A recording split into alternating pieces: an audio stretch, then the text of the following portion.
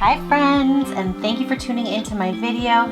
If you've been here before, you may have already seen this video right here of Controlling the Clutter Office Edition, where I cleaned out my entire office. I have to say it turned out fantastic, but what you didn't see is all the stuff that was in there, which brings us to episode 2, Controlling the Clutter, getting rid of the hoard. So this is what the room next to my office ended up looking like at the end of that video. Once I finished the office, it was time to clear the clutter and clean up what I called the hoard for several weeks. So my first step is to get a good book, and I did link the book that I listened to from Audible. Next is I had to clear some kind of path, because let's be honest, this was a fire hazard and it was pretty tough to move around in there. So I got a good path so I could work around the room and get things going. And then items were going back and forth, and only items that went back into the office that were officially going to be homed in the office.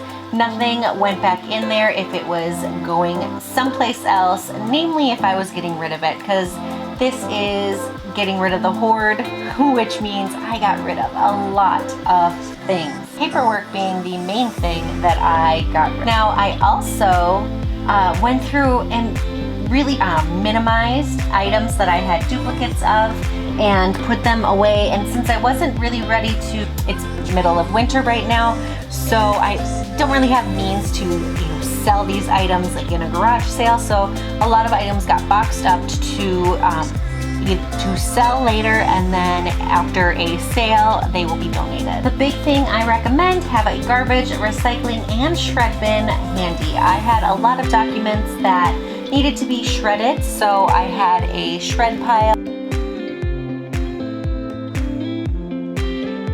I also made sure I had a bin to sort out a lot of memorabilia and items that I wanted to make sure stayed safe, but I wasn't necessarily going to be displaying in my office anymore. So I had a bin, and what I decided is once the bin was full, it was full. So I had to really decide what was important for me to keep and what I was able to part with.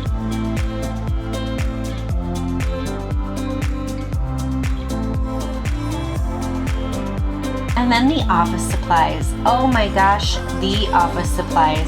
I went through so many different notebooks and folders, and I just got rid of any information paperwork-wise I didn't need. And I got rid of I have boxes of things like binders that I no longer need. So I'm going to be getting rid of a lot of these items. For one of my businesses, I also purchased a lot of different gifts. And so I went through those, and I allotted 2 bins that I could put gifts in that I would be keeping, and then I will be getting rid of a lot of other items that I just had no use for or have decided I do not need anymore. The receipts, oh my goodness, you guys, I had so many receipts. What I will say is many of the baskets and boxes and bags that you see got filled with random items that I would throw in that basket or box, and then I told myself, okay, I'm gonna go through this later this week. And instead I ended up with a bunch of boxes and bags full of stuff that never was gone through. And I recommend you go through every single bag, bin, box, every pocket, because you may find some pretty cool things. Here I found some pretty cool childhood photos, and next, pretty cool, I found cash.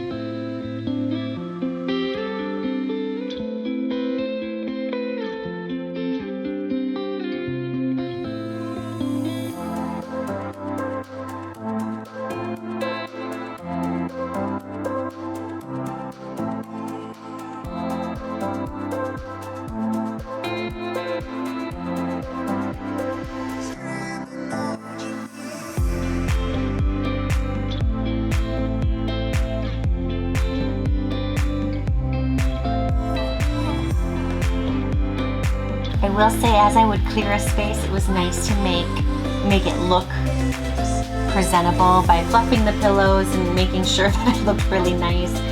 It definitely helped with that mental part of this huge project of just knowing that there was an end in sight and that things really were pulling together.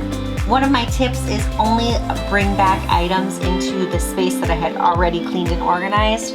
Only items that I knew were going to be going in there and staying in there, meaning I needed them for a later date.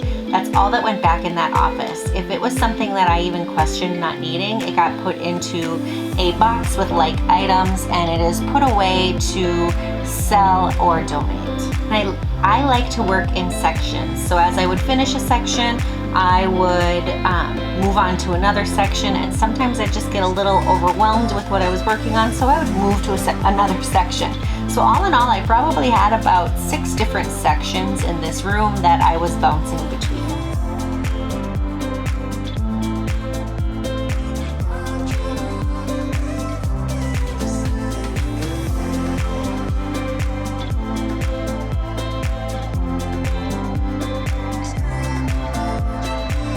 And the one thing I want to say is some spaces, as you were going through that, like the space gets way worse before it gets better, but somehow it always pulls together and you're really able to purge and get rid of the items that you no longer need.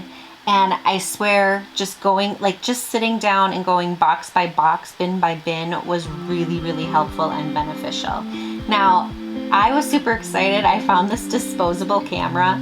It expired back in, I want to say 2013, so I don't even know if the film on that camera is going to be able to be developed, but I'm super excited to give it a try.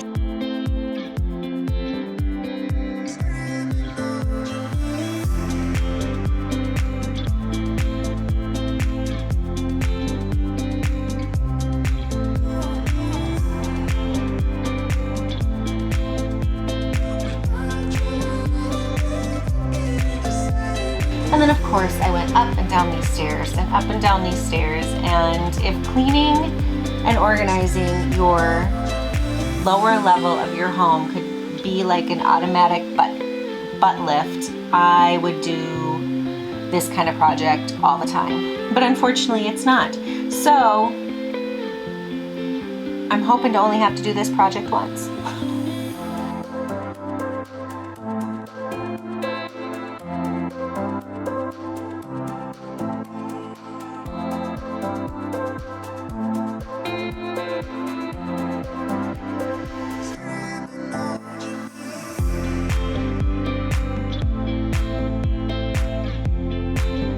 And then at the end, I got to just focus on putting all the fun decorations and really making this space really pretty and me, and making it a comfortable office / guest room. And that's what I was doing here on this shelving unit.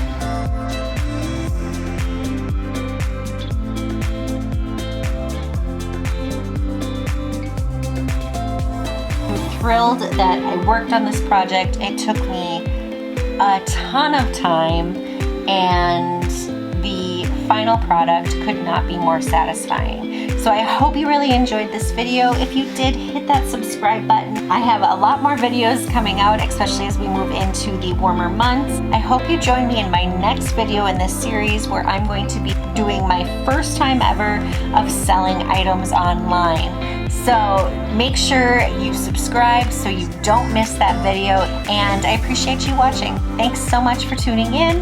I'm Allie, a domestic wannabe, and I'm thrilled that you decided to watch this video. Thanks so much.